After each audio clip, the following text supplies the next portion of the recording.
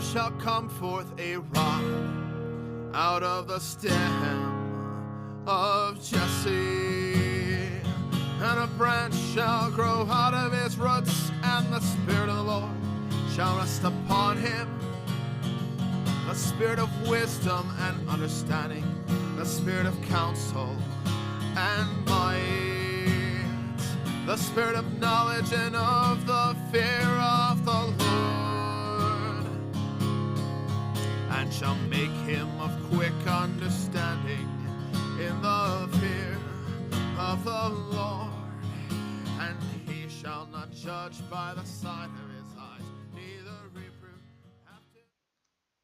Hello, good morning. Welcome to Line by Line Bible Studies. Okay, stop flashing. All right, we're continuing in Genesis. We're going to pick up at verse 14, but first we're going to read the whole chapter.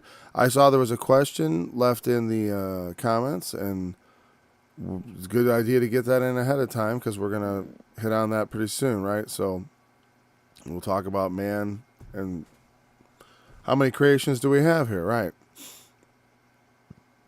Or is it all just one? In the beginning, God created the heaven and the earth was without form and void, and darkness was upon the face of the deep. And the Spirit of God moved upon the face of the waters. And God said, "Let there be light." And there was light. And God saw the light, that it was good. And God divided the light from the darkness. And he called the light day, and the darkness he called night. And the evening and the morning were the first day. And God said, "Let there be a firmament in the midst of the waters, and let it divide the waters from the waters." And God made the firmament, and divided the waters which were under the firmament from the waters which were above the firmament. And it was so. And God called the firmament heaven, and the evening and the morning were the second day. And God said, "Let the waters under the heaven be gathered together unto one place, and let the dry land appear." And it was so. And God called the dry land earth, and the gathering together of the waters called he seas. And God saw that it was good. And God said, "Let the earth bring forth grass, the herb yielding seed, and the fruit tree yielding fruit after his kind, whose seed is in itself upon the earth." And it was so. And the earth brought forth grass, and herb yielding seed after his kind, and the tree yielding fruit, whose seed was in itself after his kind. And God saw that it was good. And the evening and the morning were the third day. And God said, "Let there be lights in the firmament of the heaven, to divide the day from the night, and let them be for signs and for seasons, and for days and years. And let them be for lights in the firmament of the heaven, to give light upon the earth." And it was so. And God made two great lights, the greater light to rule the day, and the lesser light to rule the night. He made the stars also. And God set them in the firmament of the heaven to give light upon the earth, and to rule over the day and over the night, and to divide the light from the darkness. And God saw that it was good. And the evening and the morning were the fourth day. And God said, "Let the waters bring forth abundantly the moving creatures that hath life," creature singular, "and fowl that may fly above the earth in the open firmament of the heaven." And God created great whales, every living creature that moveth, which the waters brought forth abundantly after their kind, and every winged fowl after his kind. And God saw that it was good. And God blessed them, saying, "Be fruitful and multiply, and fill the water in the seas, and let fowl multiply in the earth." And the evening and the morning were the fifth day. And God said, "Let the earth bring forth the living creature after his kind, cattle and creeping thing, and beast of the earth after his kind." And it was so. And God made the beast of the earth after his kind, and cattle after their kind, and every thing that creepeth upon the earth after his kind. And God saw that it was good. And God said, "Let us make man in our image, after our likeness, and let them have dominion over the fish of the sea, and over the fowl of the air, and over the cattle, and over all the earth, and over every creeping thing that creepeth upon the earth." So God created man in his own image. In the image of God created he him. Male and female created he them. And God blessed them. And God said unto them, Be fruitful, and multiply, and replenish the earth, and subdue it, and have dominion over the fish of the sea, and over the fowl of the air, and over every living thing that moveth upon the earth. And God said, Behold, I have given you every herb-bearing seed, which is on the face of all the earth, and every tree, in the which is the fruit of a tree yielding seed. To you it shall be for meat, and to every beast of the earth, and to every fowl of the air, I have given every green herb for meat, and it was so. And God saw everything that he had made, and behold, it was very good. And the evening and the morning were the sixth day.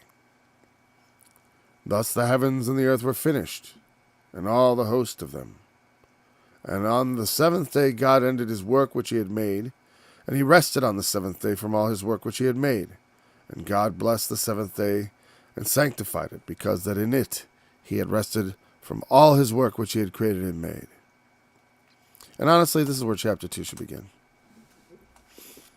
Or, nope, that seems pretty much it. That's pretty much, it's introducing a new thing. At least structurally. Structurally, that's where it ends. Because the seventh day should be part of chapter 1. I mean, it's part of that 7-day thing. Now, just in passing, not in passing, but I like to think on the passage we already looked at, if there were any tail ends left over. And there were mostly things that jumped out at me as far as that we could talk about with animals also. But this, after its kind, that is something that we often talk about, and I remember as being a big part of the argument, like, well, the idea of evolution. Now, let's separate the idea of evolution with a small e, change over time, from the idea of Darwinian, materialistic, random, atheist evolution. That's basically a substitute for the divine.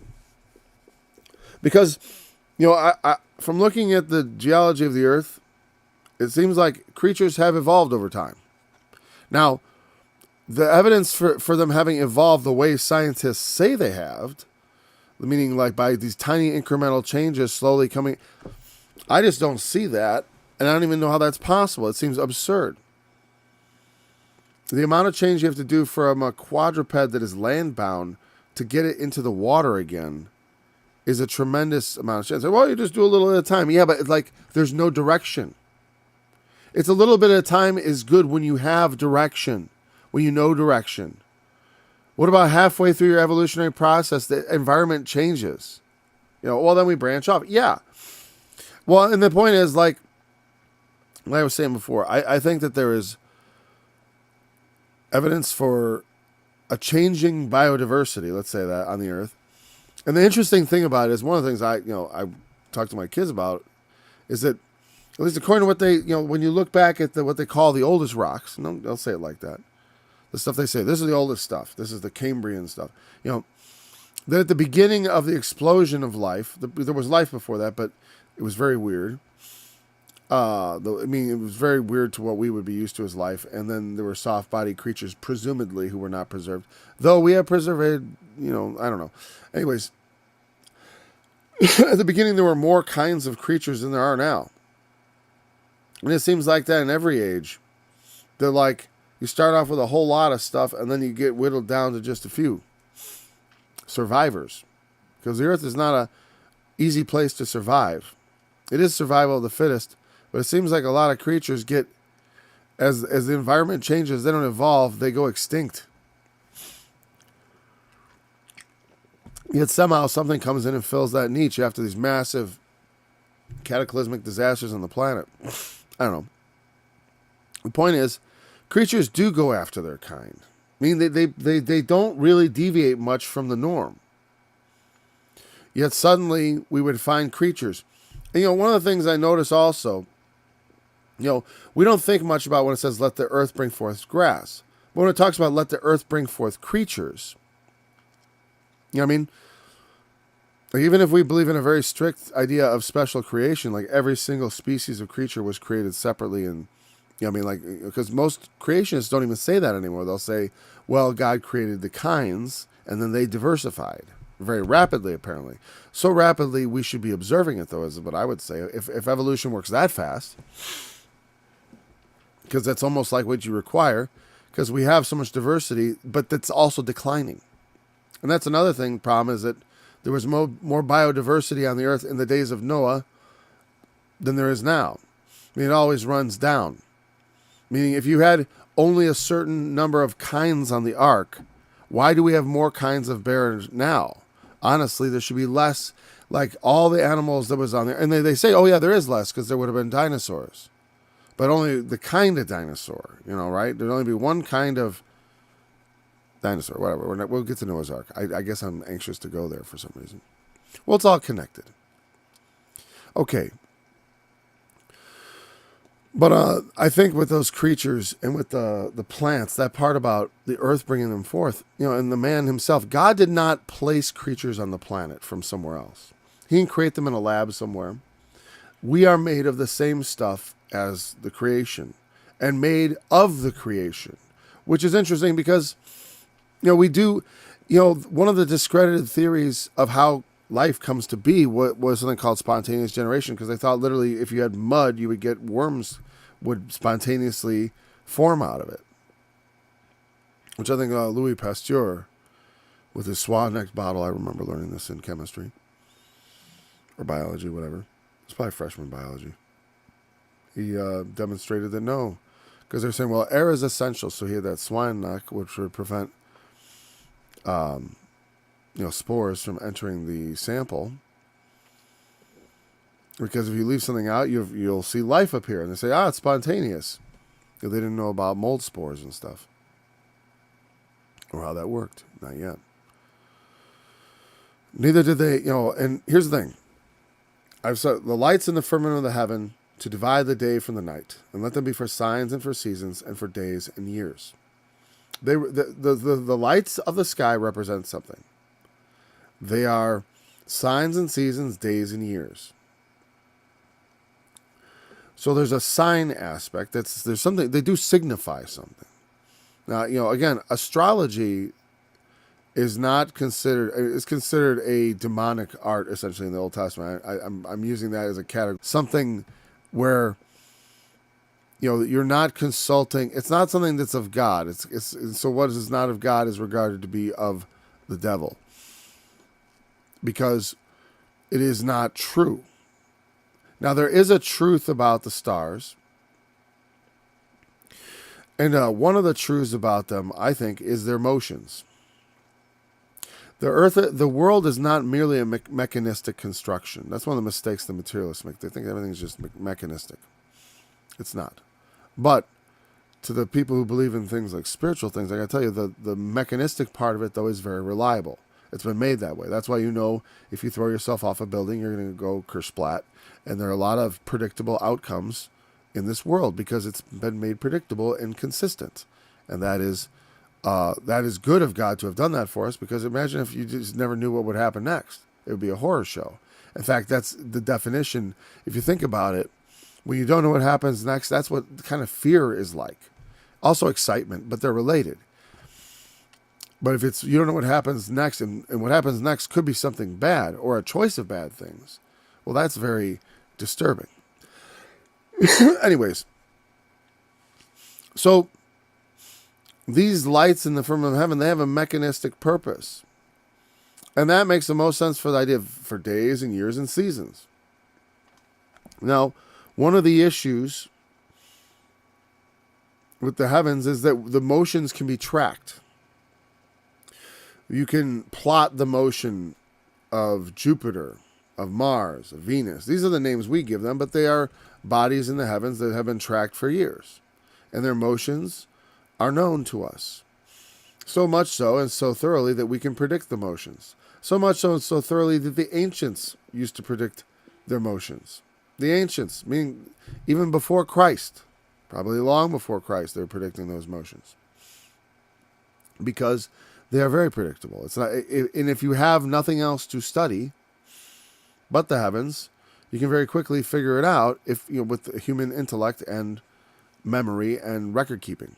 It's something people have been occupying themselves with for a very long time, at least watching the heavens. Now, their interpretations of them often led them into things that were evil, like I said, like worshiping the host of heaven. They began to worship the stars, the sun and the moon and the stars, instead of understanding them in what they were for. Interesting, the Hebrews understood them to be lights in the firmament of the heaven. That's true. That's something we overlook as being true. They aren't gods. They are lights. They're something God has made. They are in the firmament of the heaven. And these lights divide the day from the night, and let them be for signs and for seasons, for days and years. We have stars at night, and we have the sun in the daytime. And also, in every month, season, the heavens are tracked. The constellations, the sun rises in a different constellation each month. That's where the zodiac comes from. It's taking those constellations and the notable stars in them and putting them into a cluster, and then often ascribing that to some sort of anthropomorphic or animal figure to stand in for them based on what their imagination was. And the thing is, those motions being tracked tell us something. We can also run them backwards to know where the stars would be in the past, if there was a past. That's the thing about the young earth, is that if God created the earth, let's say 6,000 years ago, or 7, if you read the Septuagint, right?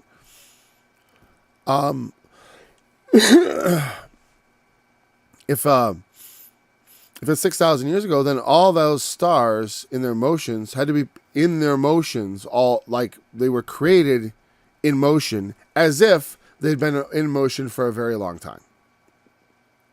As if they'd been in motion from a central point, which they talk about as the Big Bang. That's something we have to, that's a very, it's an odd thing. And if you believe that, it would be, then I think, no step at all to believe that the dinosaur bones are fake. This is something Terry Pratchett joked about in Discworld, about the idea that the dinosaur, that the creator put the dinosaur bones in the geological column to confuse archaeologists and enrage theologians. I think that, I don't know if those were his exact words, but I like the way I put that. And all the stuff in there, because like I said, I'm not disturbed by anything they dig up. I think it's all fascinating. I wouldn't be disturbed by anything that came down out of the sky, because my faith is not rooted in anything dependent on anything like that. So, I don't mind it, but it does say something. That it runs back and back and back. The clock has been running, or seems to have been. Or God just created a clock and it was already on its way. Then I don't understand why we even have to account for dinosaurs. He created a planet that was on its way. It looked like it was old. I've never found that particularly, that theory satisfying at all. It seems like very okay, well, that's a wave your hand and make the problem go away solution if I ever heard one. Not satisfying. But, could it be? I suppose. It seems out of character on some level, but also in character on another, and that God does not. Well, it seems like, here's the thing. It seems more likely to me that God would use natural processes they're not natural. We call them natural processes, but to use processes that hide, that hide him actually doing it. Because think about, even in the way it's described to us, God tells us that he did it all he said it and that's the way it was. So he's not telling us really anything about how he did it. Almost nothing. And to try to derive a scientific understanding from what was conveyed through the mouth of a prophet about the creation. Because I look at it when we get to that part about thus they were completed, right? Well, He could have taken a week, said all this, and it was so, but it didn't really happen yet. Just like he said, Christ is set down. Christ is he is reigned. All things are put under his feet right now. God says it's so, and it is so. All things are under the feet of Christ, but it doesn't appear yet. Not in the creation, but it is still asserted to be so. The same thing with this. It's like this could all be just like that. The week of creation is just a week God took to contemplate creating things, and then you walk out the next day, and there it is, in that day that he created it.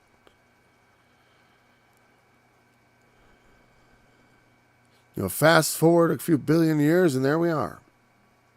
I mean, that's more how I tend to see things, right? But the thing that I assert is not so much that it's bad to believe in it. Like I said, I oppose the ministries that offer absurdities and fictions. But when we talk about what people believe, if you have an opinion, you believe it's a young earth, it's all perfectly acceptable to me. I don't have any beef with you on that. But like I said, there's certain things we have to confront. So, and maybe we have, other ways of looking at it. But it doesn't mean we're not fellow Christians.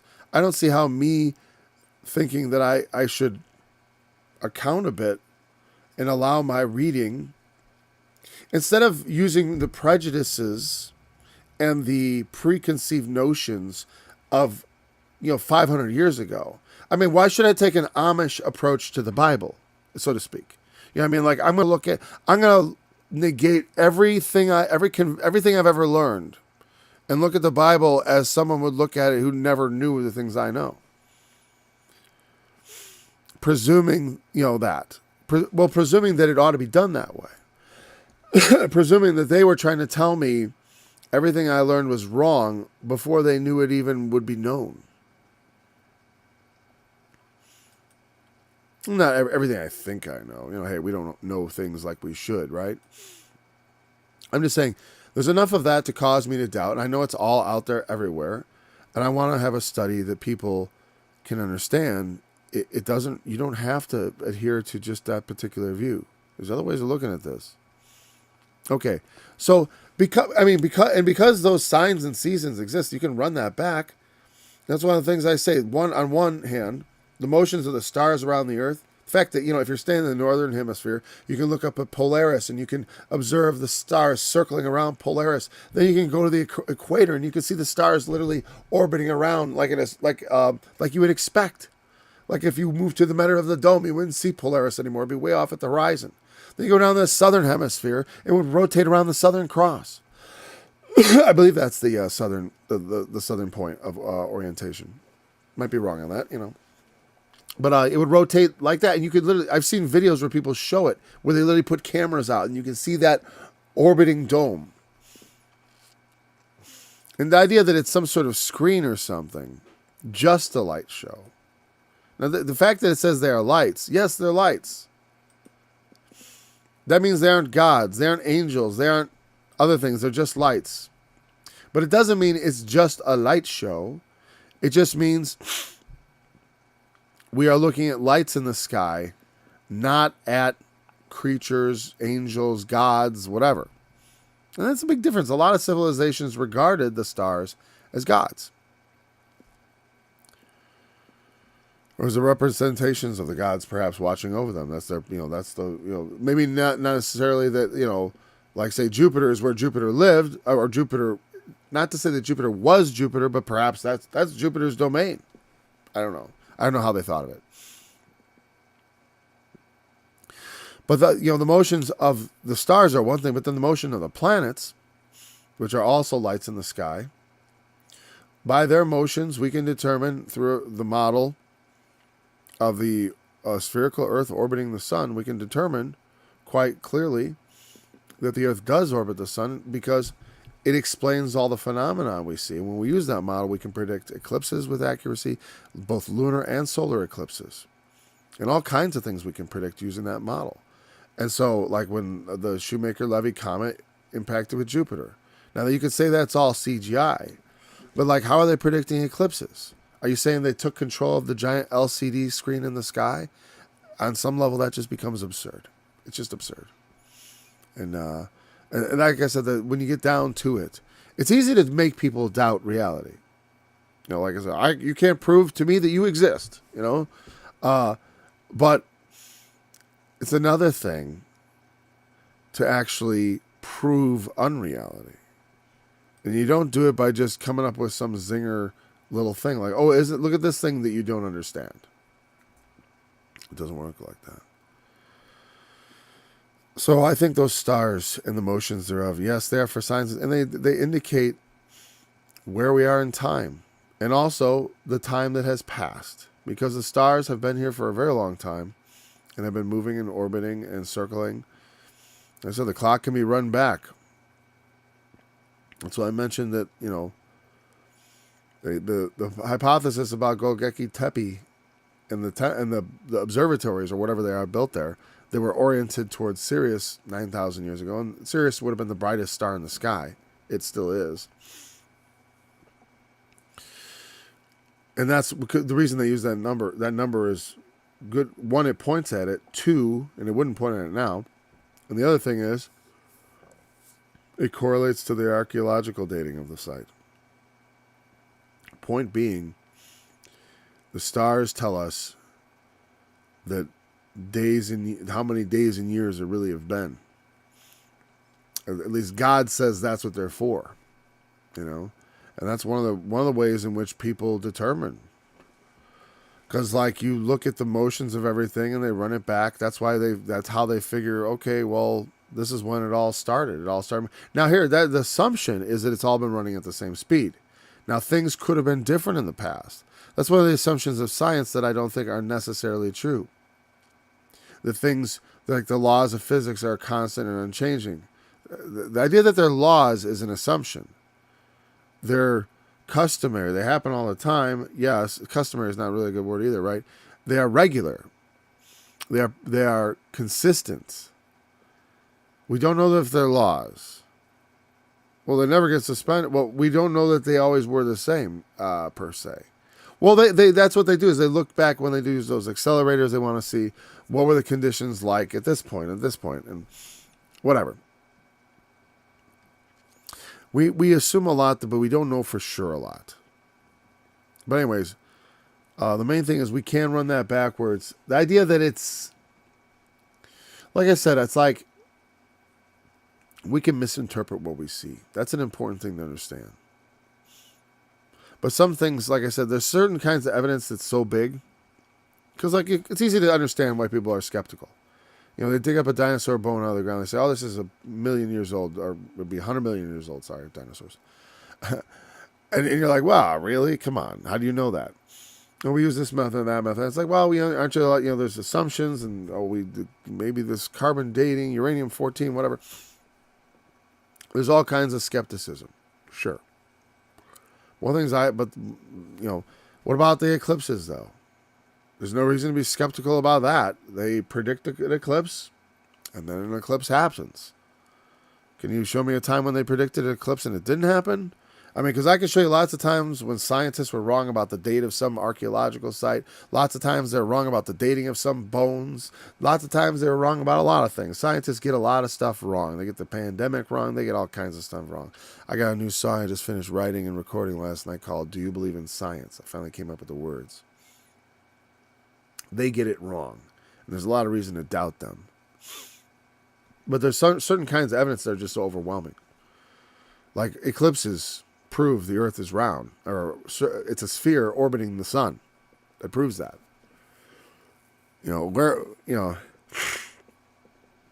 There's no method by which to predict these eclipses using a flat Earth model.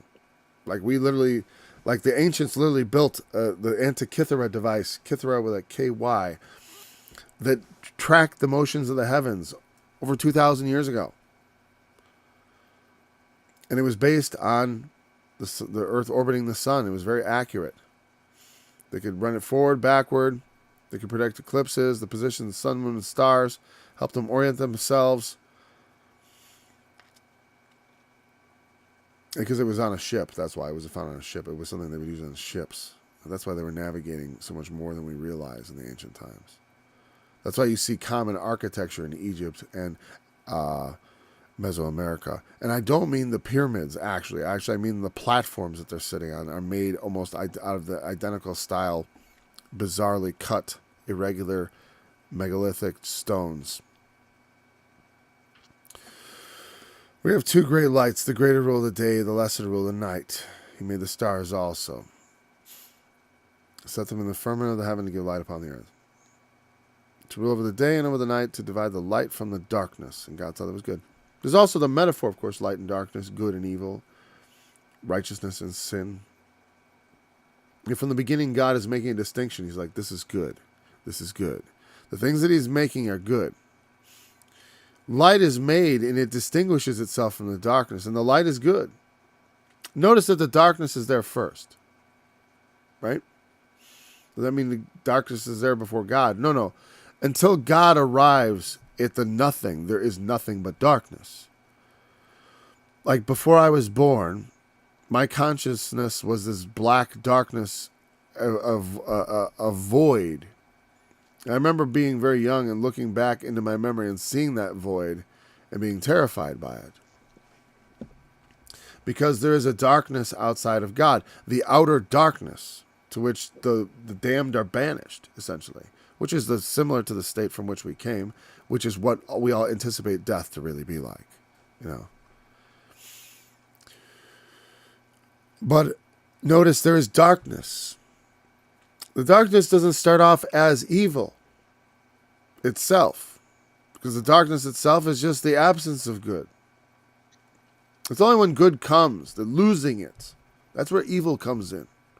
Because evil is that which breaks up that which is good, that which takes away that which is good. We had not known evil except we had known good.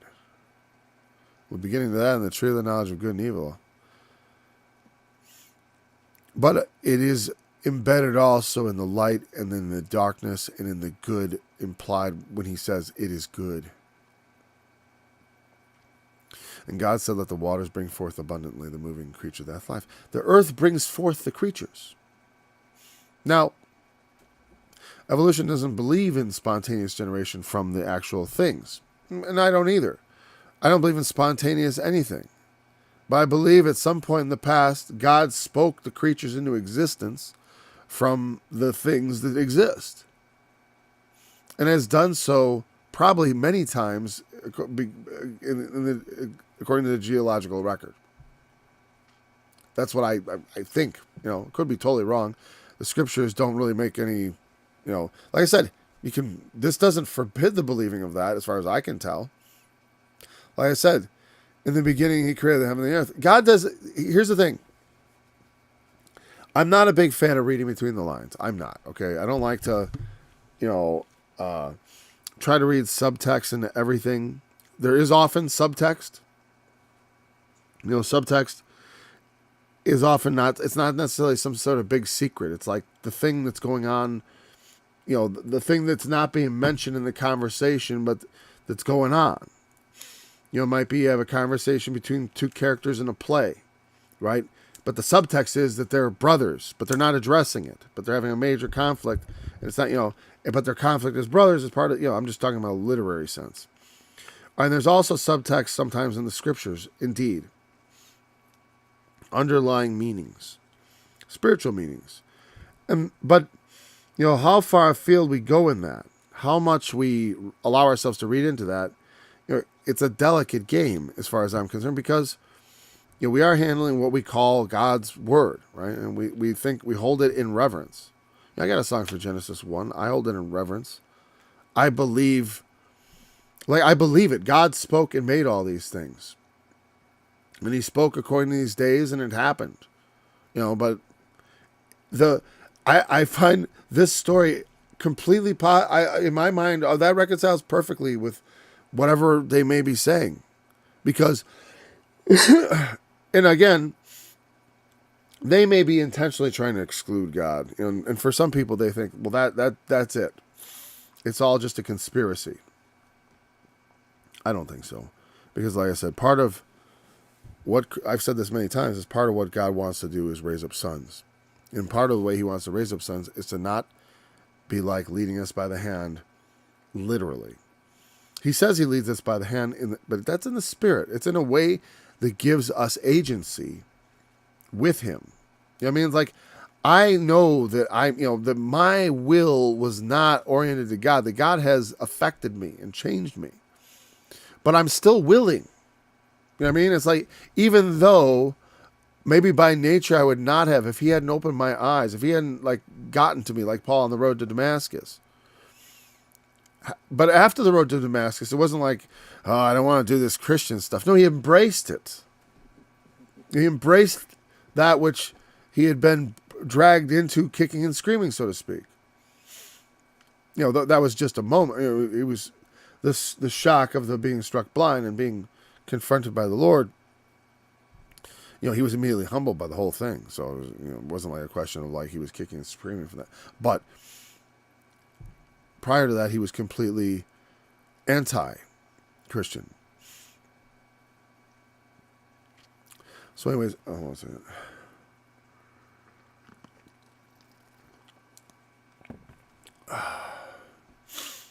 So, we want to be willing. That's good. But it's not entirely necessary. My will is not necessarily the good will of God. But he wants to raise us up to be that way. And we consent. So, we are allowed agency at the same time as being predestined. He said, I don't think agency is what rules the world. I don't think free will is what turns the gears of God's plan and destiny for us. But while he has made a destiny for us, within that framework, we are operating with agency. Because the framework was created with our agency in mind. That's the way I don't think I've ever explained it better than that. And it's not even really on topic here, exactly. But it sort of is, because we're talking about creation.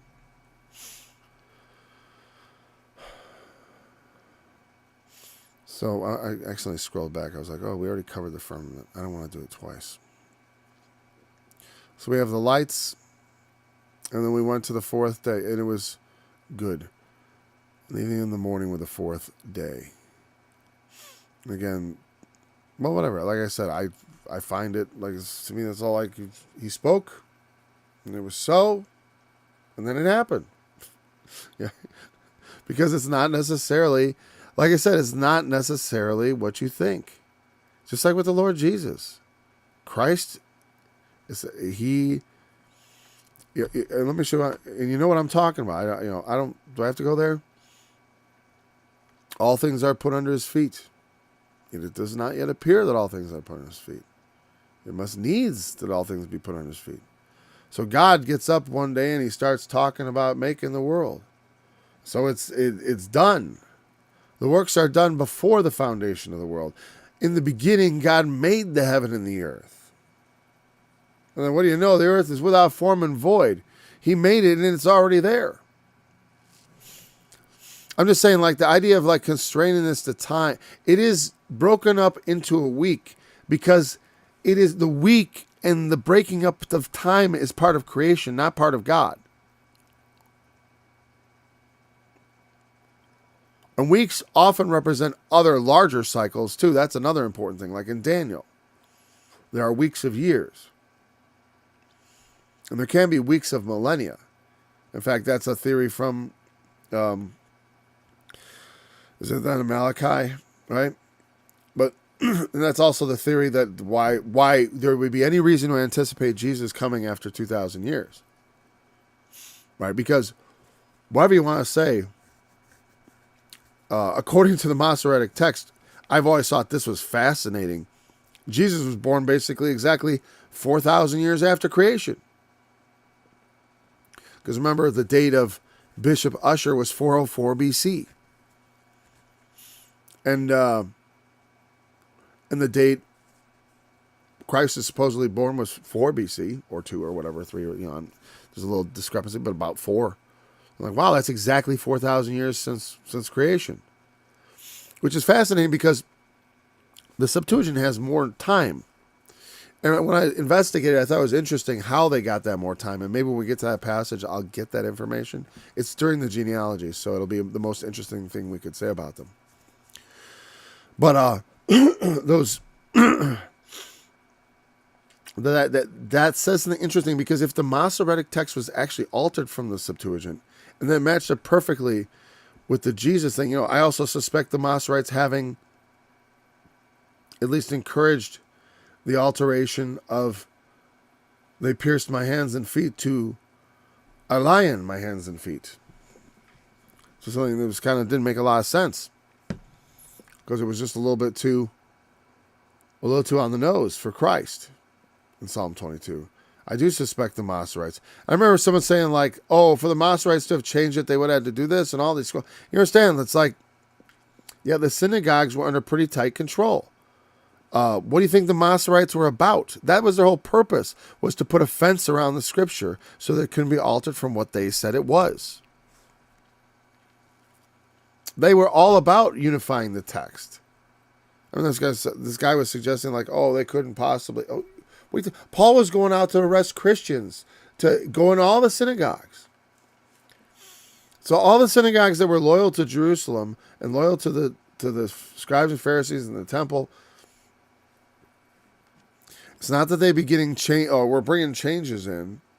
It's just that this process, here's the proper text.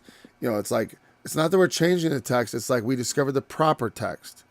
The authorities come in, the Masoretes, whatever. I don't know the history of it. I'm just saying I got a bit of a suspicion about it. I know the history of Eli Eli lama azavtani and they pierced my hands and my feet. That was what brought me into a little bit of skepticism of the Masoretic text, because in the New Testament they quote the Septuagint,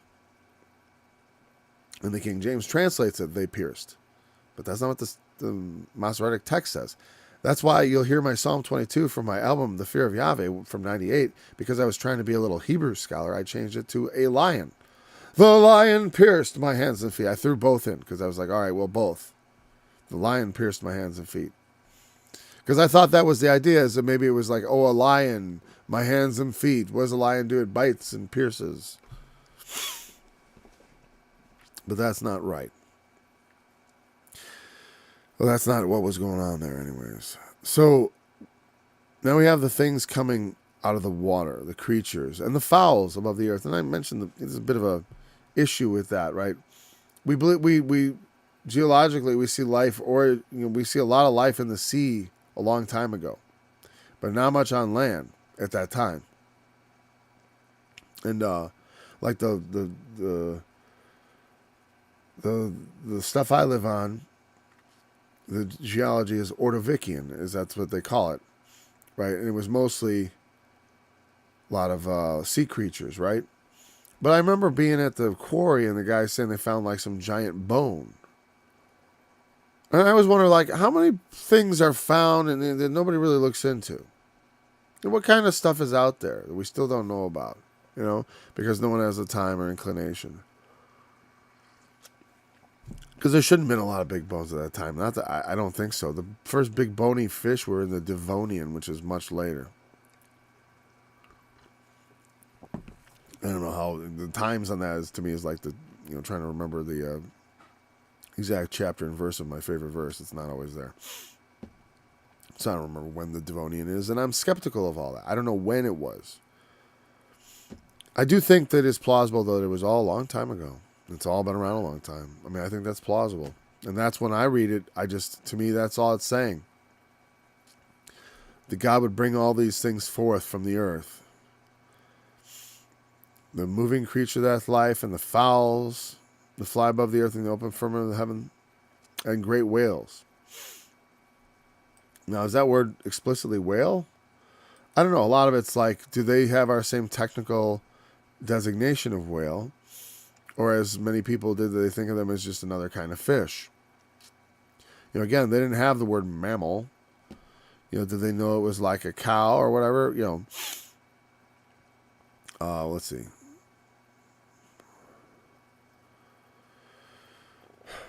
Great whales, meaning just in their language. Tanin, that's a serpent, a dragon, or a sea monster. Could be a whale. That's what, where's whales? Oh, I have it off the, hold on.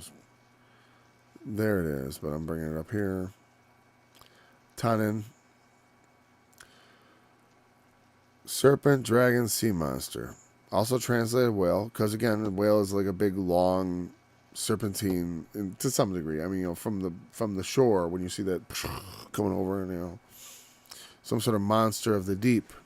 Definitely, they are big creatures of the deep. So, a marine or land monster. It's also translated jackal. So it's a little bit. It's also it's translated dragon, sea monster, serpent, whale. I don't remember sea monster. I don't remember with the verse where it's translated sea monster. That'd be interesting. I just want to look on the right here and see. Is it? Oh wait, sea monsters. But I want the King James. It says it was translated that way in the King James. Mostly dragons, so it's a lot on the right. Oh, there we go. Nope, dragon. Dragons. Usually translated dragon. I don't know. I don't see any King James reference to monsters. Serpent. Like, it's the word used like when Moses has Aaron throw his staff down and it becomes a serpent. It becomes a tanning. I don't think it became a whale. Right? I'm just saying, he made big stuff in the water. That's why I would look at it. Big, scary things. Big, scary things that bite. And every living creature that moveth, which the water bring forth abundantly. After their kind. Because creatures generally do. They don't, creatures bring forth after their kind. You don't get to mix a raccoon with a dog and get a raccoon dog. Though they have raccoon dogs in Japan, they're just a different kind of creature. But they're not the result of a crossbreeding. You can't have a pig and a cow and get a pow. Whatever. Like that just doesn't work. Right? But that does not say that, like, and the creationists agree now, apparently. And I consider myself a creationist on some level. I'm just not a young earth creationist. I believe in creation, absolutely. God created all this. This is all upheld by God's power. Like, I wouldn't still be here if God wasn't. So, thank God for that. No, it is upheld by his power, and he is the creator of it. But like I said, when I look at this, the idea that this is some sort of like reporter's account. Now that is how Hugh Ross takes it, and he'd be better at taking you through it that way. I like to think of it as purpose, execution by determinate counsel and foreknowledge. Meaning, like, as the Word makes all things, before things are even made, the Word has made them. In the beginning was the Word, and the Word was with God, and the Word was God. Like I said, this is not a description of some technical process of creation. It is a description of an intent to create, and not just intent to create, and that brings it. His intent to create brings things into being, in what we call reality. But again, it looks more like just a list of every creature that moveth, which the waters bring, everything after their kind, every winged fowl, and God saw that it was good. He blessed them, saying, "Be fruitful and multiply, fill the waters and the seas, and let the fowl multiply on the earth." Like I said, the original batch of creatures didn't seem to include fowl, but the ultimate creatures that we experience does include fowl. And again, so like I said, it's not necessarily. These are the things that would be that. Like I said, when I say would be, it's like you're making it sound like he didn't do it at that moment. It's like, well, when Christ ascended and sat down at the right hand of God, were all things put under his feet or not? But then why are people disobeying him right now? And I said, it's the same thing with creation. God said it, it was done, and because that's how it works. His determination is the doing of it. And then it comes to pass in time, because it says it has to happen in time. Does it have to happen in time? No. He wants it to be in time. It could all be at an instant and just be done. You know what I mean? The actual doing of it could be all done. So how slow or how fast does it need to happen? All in a week? Does all your life need to be condensed down to a week? In some ways, your life can be condensed down to a week, right? Just like it can be condensed down to a day. I mean, we can think of our life as a morning, as an afternoon, and as an evening. The evening of our lives. The winter of our lives. And we can think of time in those same ways and divide it along those terms. But time is divided in many, many different ways. God is full of time. And the idea that before we even had a sun, that we'd be talking about weeks. You know what I mean? And again, like Ross would say, the sun had already been created on the very first sentence. And that it was the clearing of the sky that revealed the sun and the moon. And then that was when they became the signs that they are. Like I said, I'm still not a fan of that materialistic explanation of Genesis. I'm just not a fan. I do think, I like the Ross people better because they are more Christian in their attitude, I would say. And also more ethical. Just quite frankly. I mean, because, though I thought, I don't know, Ken Hovland had, he got mistreated by, I thought, the government. I don't think he deserved what he got. So even though I do think, well, on some level, maybe he did. I don't know. But here's what I would say. If he got what he had coming, it wasn't for what they put him in jail for. That was the part that wasn't fair. But in reality, yeah, I'm not an admirer. Because, I don't know. The make an apology for a doctrine at all costs, it's a lot like, to me, it reminds me of the pandemic and of like Moby Dick. It's like the white whale chase. Just chasing after one thing and just obsessing after one thing with all the consequences be damned. And we got to prove this. One interpretation has to be true. One interpretation to rule them all. Some things aren't up to interpretation. I do think this is. Genesis, the creation. And God said, let the earth bring forth a living creature after his kind, cattle and creeping thing, which is usually thought to be lizards. Again. And you say, well, wait, again, I could be all like, well, this is that next creation after the last, apocalypse, so to speak, or not the last cataclysm, because the earth has undergone many cataclysms, and God would have had to replenish the creatures after each cataclysm, because I don't think evolution works fast enough, quite honestly. Just like Noah's Ark. If the whole world was wiped out and we just had two of each kind of creature and they were on an ark and then we got off, the next thing would be no life on Earth. That's what would happen probably next. And without God's intervention in making that work, because it's like that situation is a problem. Now, let's see. So we have the beasts of the earth. Again, the earth brings them forth. God doesn't make them in heaven and then bring them down to the earth and let them loose. You know what I mean? They're made of the earth. And also, it's not like God says he forms them. It only says that about man. The creatures, he says, let the earth bring forth the living creature. And the idea behind evolution is that the environment shapes the creatures. The creatures are shaped by the environment. And that's not untrue. And so, I do think there is a lot of truth in evolution. Like I said, I just don't accept the fullness of it. I certainly don't accept the purposeless, aimless, chance part of it. And that it's undirected. And that it, and a lot of other things.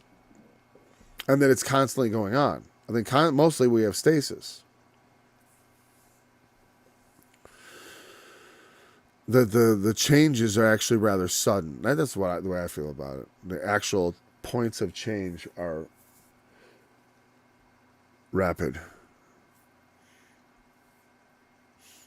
I mean, just like how things are changing now very quickly, faster than people even really know. Society's changing, people are changing. totally different kind of evolution. There's a biological evolution, the idea of like picking up extra chromosomes and stuff. Man, there's like we don't know nothing about that hardly. Nothing. Like, I mean, there's some ideas, right? But even when there's, oh no, we know so much. It's like, yeah, you're comparing yourself with the ignorance of the past. They used to do that too. Believe me, in 20 years they'll be laughing at how poorly we understood everything back in the ignorant days. I mean, they'll say we got a lot right. I said it's right to regard things with skepticism.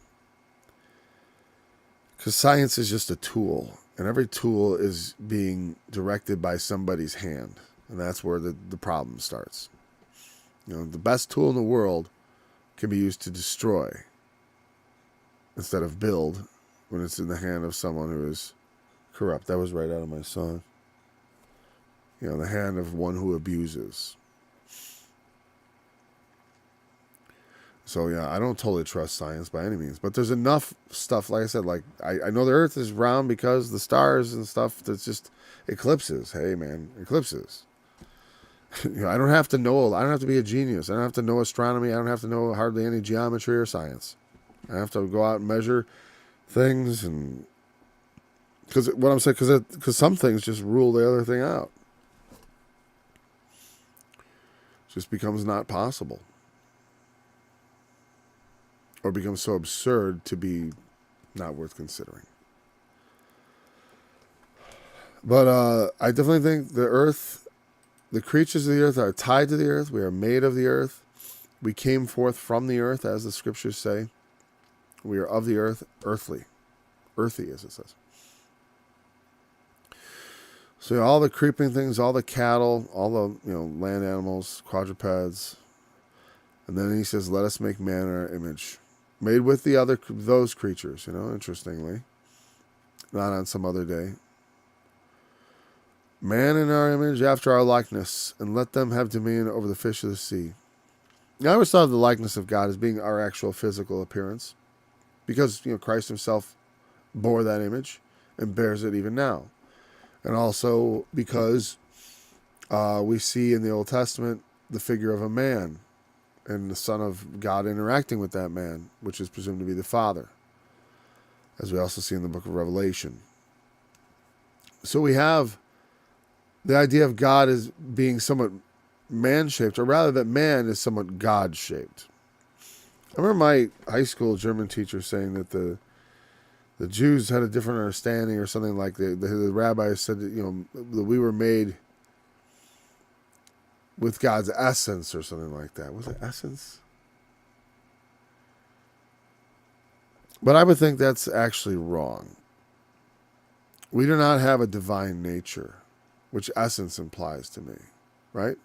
But there is something of the divine in us. I do think it has something to do with the way we appear. Because people say, well, didn't we evolve from monkeys? Isn't that what evolution says? Well, that's what they suppose. Like I said, those big jumps across groups, I'm a little skeptical of. What I think is creatures came forth of the earth and they start approaching the divine. And then God steps in and makes the divine image. Steps in and makes it. That's the thing. It's like, when you think about what it takes to get a cow from the land to the sea, all the changes. And really, without a bunch of them, there's no point of even being in the water. You know what I mean? David Berlinski was the one who, the example, and he did a better job of explaining it than I did. And he's an atheist, and he finds it absurd. I mean, on some level, the explanation is not good enough. As far as, I don't think evolution explains how everything got here. That's just not how it works. Well, it just doesn't do enough. I don't think it's powerful over a long period of time. Like I said, the probability. What's the probability on that? Because again, when it comes to certain things, they're willing to say like, well, it's a very low probability, but it happened. It's like on some level, like we should see much more of a transition through the fossil record instead of so much stasis. because that's what mostly there is. So as the creatures come forth, we have monkeys. And maybe that reminds God of himself. Sorry, does that seem blasphemous? And he makes a creature that is like himself. And and look at it elsewhere says, we are all his, as the poet said, we are all his children. We are all his children. That on some level, the beasts, the fishes, the fowls, even the creeping things. And the creeping thing might include insects, by the way, because the insects were not mentioned in the first part, and they would be included. Of course, there would be arthropods from the water, right? I mean, the insects started in the water, sure. So, hey. But like I said, do we have to be that technical? He doesn't mention every kind of creature. He just kind of mentions, groups of them. It talks about fish, right? Or whatever. I'm not going to try to get, like I said, it's not that specific that we have to. So why would we think the rest of it is all being real detailed? It meant to be taken in a very wooden, literal sense. Like, it was a whole week that God sat down and he made these things. He actually took a whole day to make all the creatures, to speak them into existence. So he got up in the morning and he said, because think about it, this is our day. Here's the problem with the day. Let's just go back one day, right? The fifth day, right? And God said, let the waters bring forth abundantly a moving creature that hath life, and fowls that may fly above the earth in the open firmament of heaven. And God created great whales and every living creature that moveth, which the water brought forth abundantly in their kind, and every winged fowl after his kind. And God saw that it was good.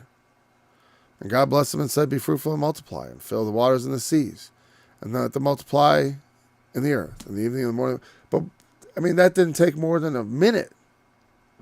He could have said all that in the first minute of the first day. What was he doing for the rest of the day? Wasn't working very hard, working hard or hardly working. And that's what I'm saying, is that the week here and the amount of stuff that's in the day, like I said, so do we suppose then God all day, then he was hand molding the creatures? Maybe. I'm just saying, that's, but what you're doing there is you're reading into the text. We're reading into the text a very concrete, almost like, taking it almost so literally that it becomes kind of silly. We imagine God, taking a hand and all that. But we do know that he takes a hand in the creation of man, because it says that. It says so. Let us make man in our image. A lot of people have, speculated about that us. Now, the Hebrews believed in one God very clearly. In so much as even the Christian understanding the Trinity would be an offense to them. That's why Christ was an offense to them, because thou being a man makest thyself God. Thou, in calling yourself the Son of God, make yourself equal with God, even though the scriptures predicted the Son of God would come. Just when he got there, it was hard to deal with him, as one would expect. What do you think? God's going to send the Son of God into the earth, and it's not going to be a curveball? It's going to be right down the middle, just what you expect? You think the end times are going to be just what you expect? Right down the middle? I don't know. I don't expect just what I expect. That's why I put out alternative ideas. That's why that I haven't stayed on the same thought for all these years. Because I was like, well, I got that idea. What if it's something else? It's like preparing all your life for a flood, and then the fire comes. Well, why didn't you prepare for the fire? Well, I was so busy preparing for the flood. Well, maybe you got to think about fire too. So there's different ways that we can, whatever. I think I made that clear. I'm going to conclude on that. Let us make man in our image. So a lot of times as Christians, we think of that as the Trinity, right? Let us, God, the royal we. Because God is also I. He very clearly says I and none else. I raise my hand to heaven and say, I live forever. I and none beside me. The kind of things that God says. I. We. Some people say, well, God and the angels, or a royal we. Those are all possible explanations. I don't really have a preferred one. I think all that is, any of that's fine. It does not a particular verse that I find troubling. I don't know. It's like, let us make man in our image. It's a big moment. He's making us, man. So it's very important to us. Let us make man in our image, after our likeness. Image, does it mean essence? Let's look. I mean, I suppose in some way it could be, a lot of times words have more meaning. But is that really what it's saying? Salem, image, likeness. Let's look at image and likeness. Is there anything there? Anything special? An image comes from an unused word. Wow, and has very little definition. An image. That's it.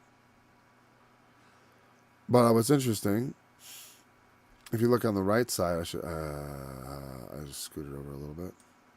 You notice image there is usually for idols. They're in a vain show. Surely a phantom. Interesting. Phantom.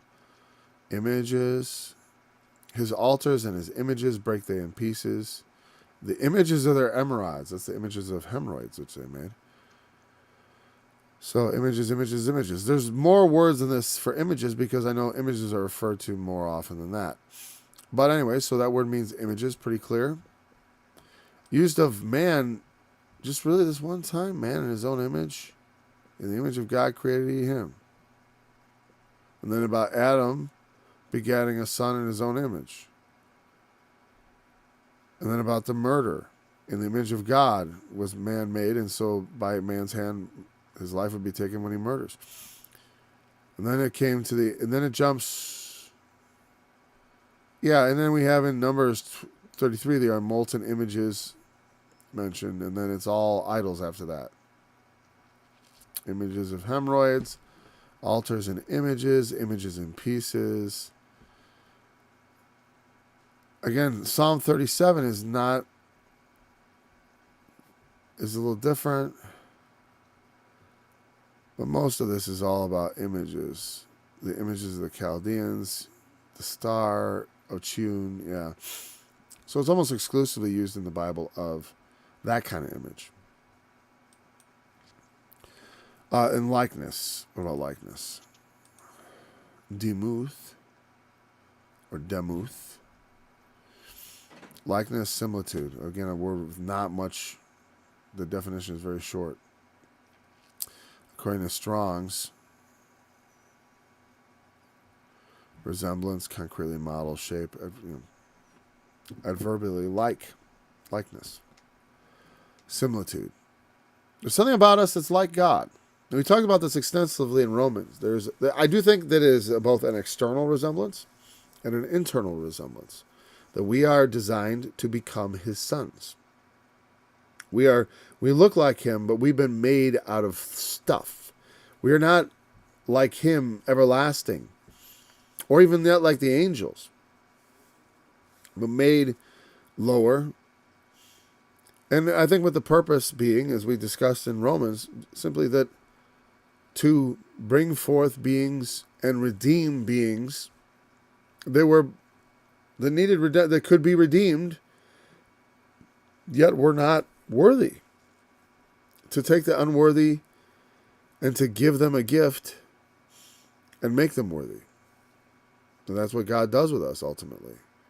And so that is also the purpose. And so from the very beginning, man is made in the image of God. In the image of God created he him. Male and female created he them. Now this designation here, we're out of, wow, I'm 10 minutes over. All right. So I guess we're beginning in verse 27. This was the question. I was about to start answering the question that someone asked, and we will definitely talk about it tomorrow, right? But is this a separate creation from Adam and the later one? Is it the same creation? That's basically the question. Is there some people will say, well, this is maybe a different bringing about of men.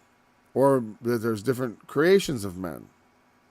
In fact, we already passed some points where I remember it being suggested to me when I was a young student that, for example, that when the living creature that hath life comes out of the sea, that word living creature there, I didn't note it as we passed, but when it says it has life from the sea, the moving creature that hath life, that word life is nephesh, which is the same word that when God breathes into man's nostrils the breath of life, man becomes a living soul, is the same word used for fish.